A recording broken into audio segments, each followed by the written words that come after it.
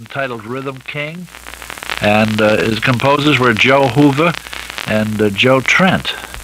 And that tune was very little known until about 72. I think the Salty Dogs were one of the first to bring it out, put it down, and record it. Now, a great many bands have since recorded it and have it in their book. It's an attractive tune.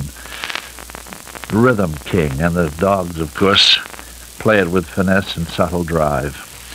Love those two ending chords, those descending chords on the end of that. Now, here's another tune classic of the 1920s. This from the pen and the staff of Ferdinand Morton, Jelly Roll Morton. It's Georgia Swing, and the telling quantity of this recording is the manner in which the Salty Dogs create drive and a tight togetherness without ever forcing anything or without ever skyrocketing the decibels. This is a mark of a great jazz team. Georgia Swing, the original Salty Dogs.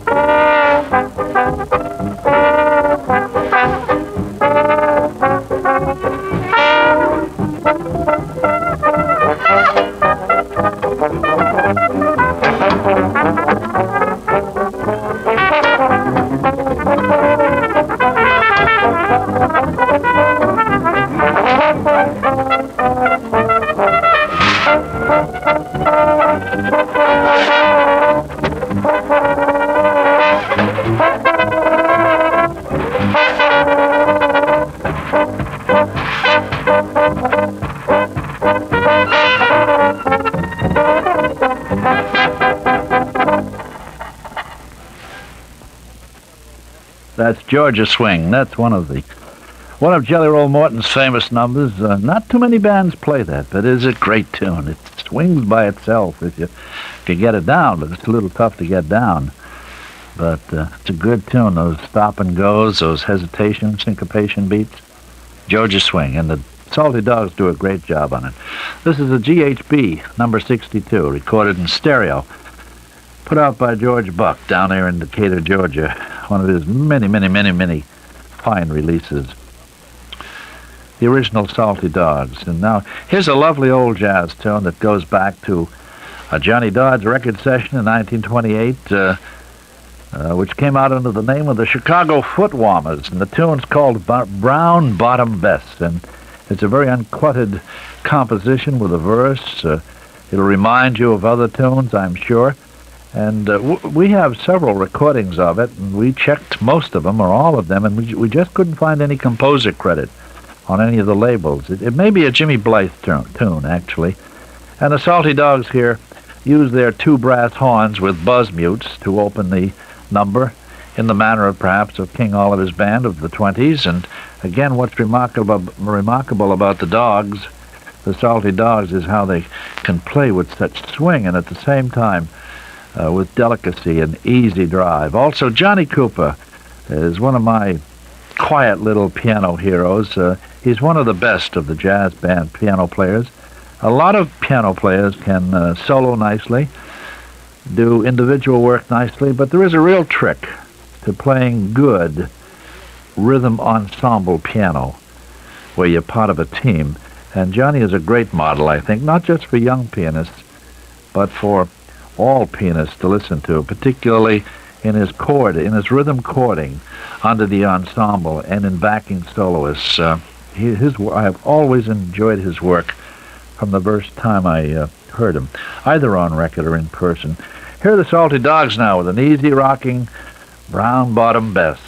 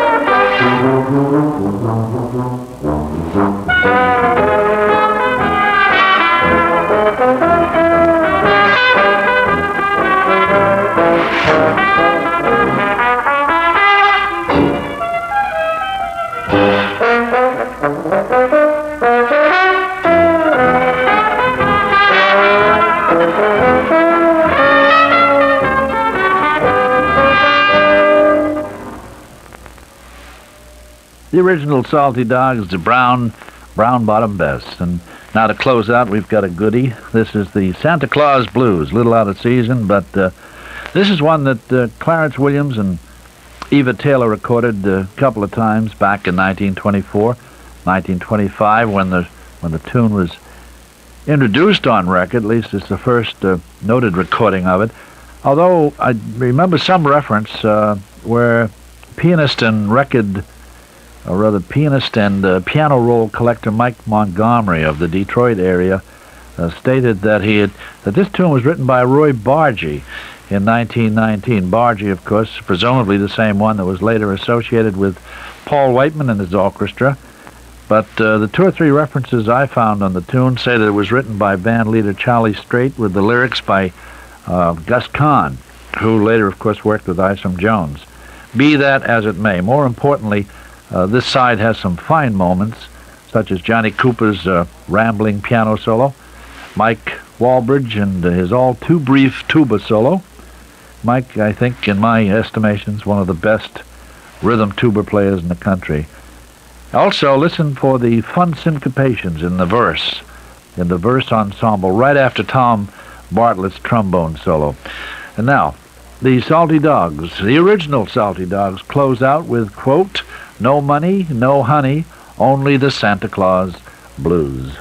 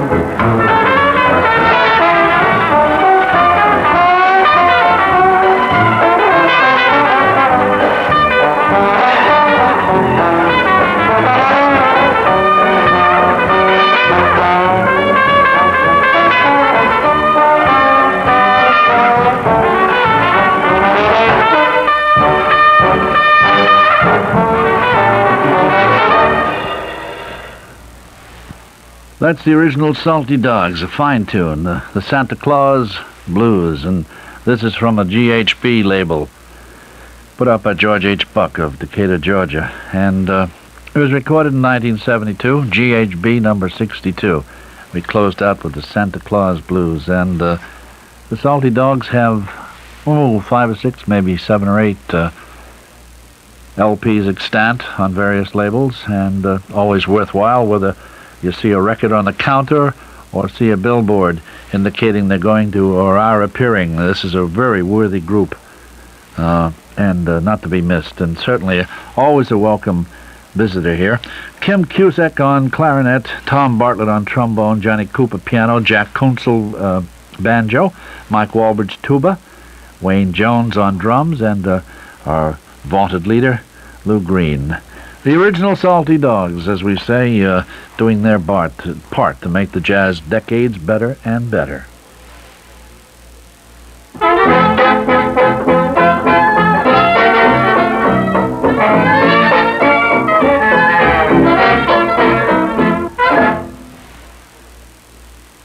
WRVO Oswego is FM 90 News Radio, Syracuse's news authority.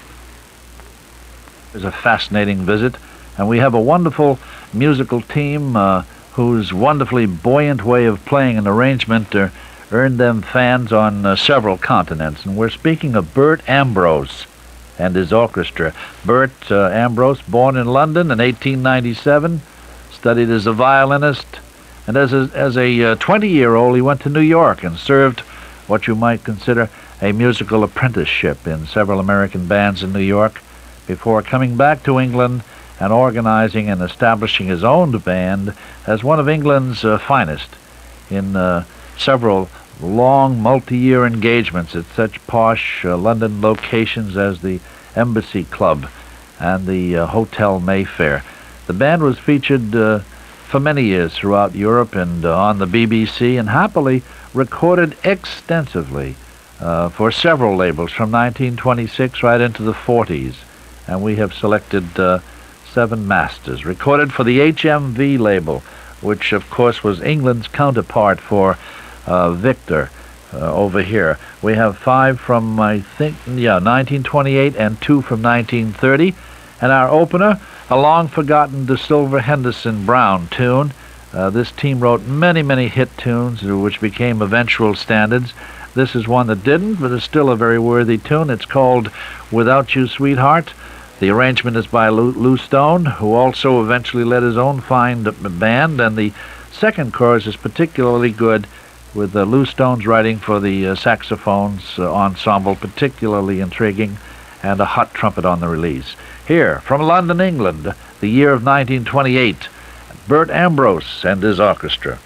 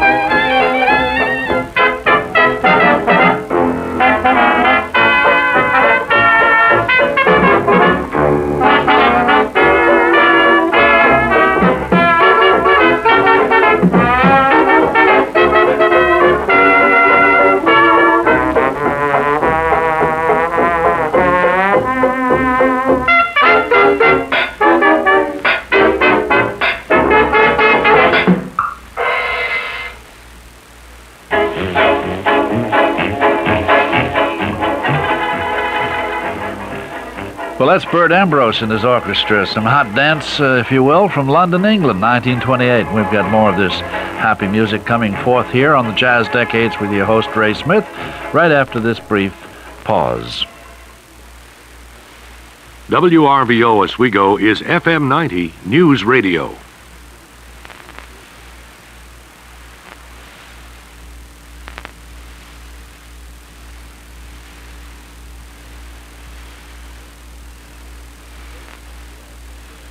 Ray Smith, the Jazz Decades, Bert Ambrose and his orchestra, and we're in London. We're listening to some HMV masters recorded in 1928. We have two more coming now.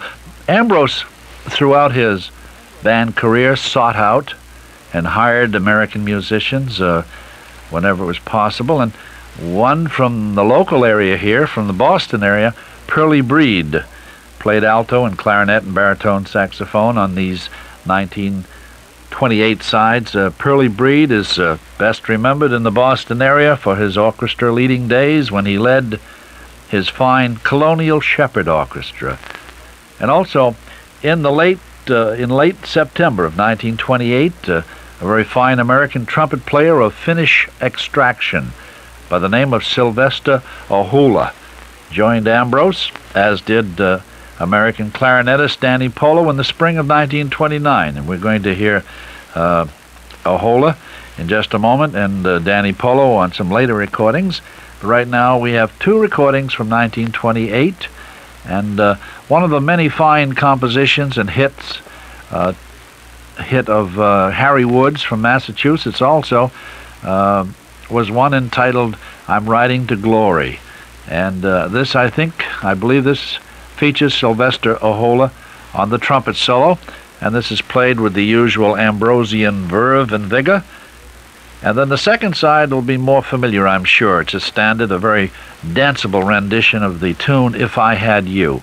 Both tunes feature the vocal trio, and while perhaps there's a paucity of hot solos, Ambrose, as usual, features a very attractive and a very listenable dancing style. So from 1928, Ambrose and his orchestra, I'm Riding to Glory, followed by If I Had You.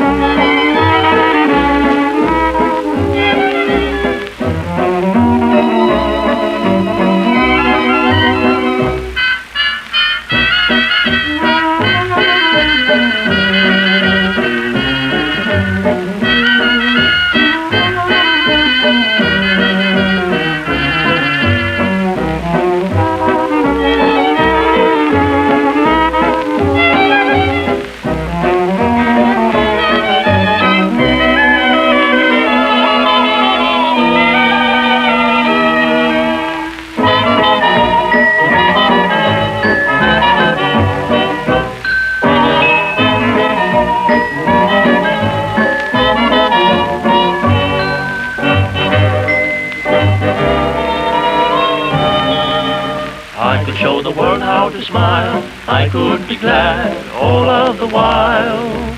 I could change the gray clouds to blue if I had you. I love you. I could leave the old days behind, leave all my pals, I'd never mind. I could start my life all anew if I had you. I could climb the snow-capped mountains, sail the mighty ocean wide. I could cross the burning desert if I had you by my side. I could be a king, dear, uncrowned, humble or poor, rich or renowned. There's just nothing I couldn't do if I had you.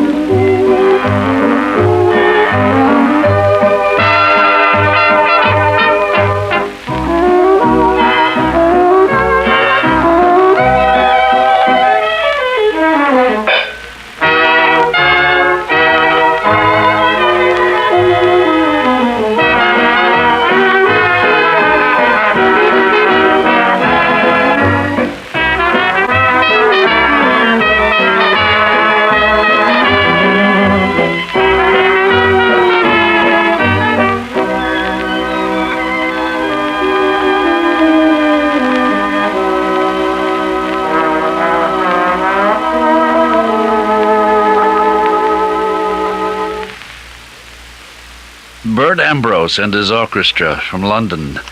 And I'm Riding to Glory and If I Had You. And those are recorded in 1928 for the